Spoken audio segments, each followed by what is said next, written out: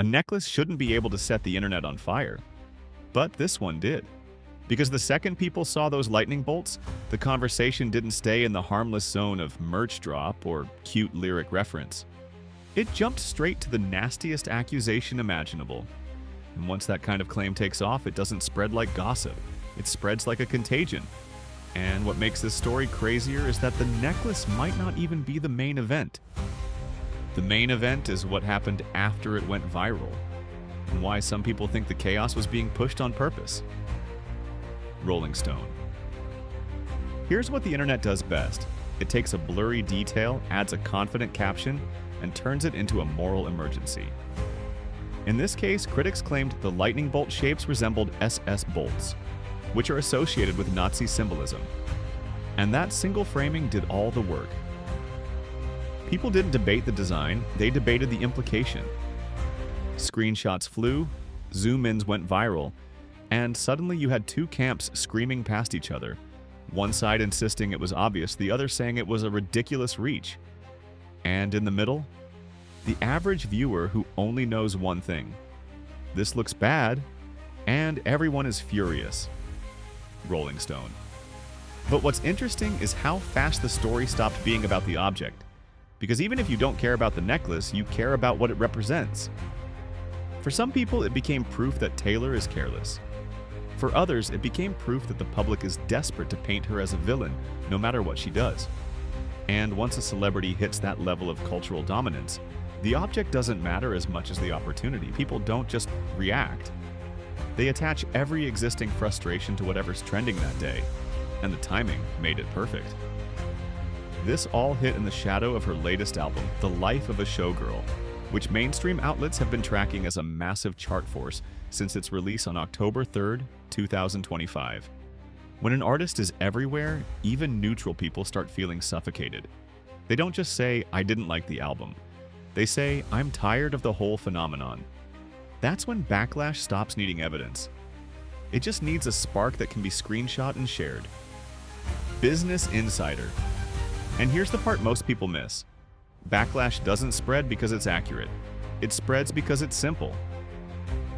Taylor wore a necklace isn't simple. Taylor is secretly pushing something dark is simple. That's why these narratives travel faster than nuance ever will. But then the story widened. Because it didn't stay in the world of merch and pop culture, but it collided with politics. And once politics enters the chat, people stop asking, "What happened?" and start asking, "What side are you on?" Over the past few weeks, another controversy has been circulating about the White House using pop music and social media posts tied to immigration enforcement content, and artists publicly pushing back. Sabrina Carpenter, for example, condemned a White House video that used her song, calling it evil and disgusting, and telling them not to involve her music in what she described as an inhumane agenda. That response went viral because it was direct, emotional, and unmistakable. The Guardian. And that's where Taylor gets pulled into the comparison trap. Because once people see one artist speak up, they start demanding the same from everyone else. If one person responds loudly, silence from another person gets treated as a statement. And for Taylor specifically, that pressure hits harder because she's such a massive symbol. Not just musically, but culturally. Some fans say, "Why wouldn't you use your platform?" Others say, "Why would you step into a minefield and make the risks worse?"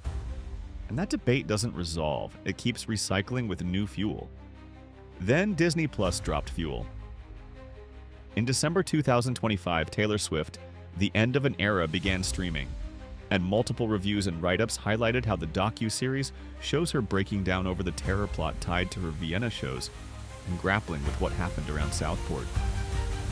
It reframes the silence conversation for a lot of viewers because it makes the danger feel real, not theoretical.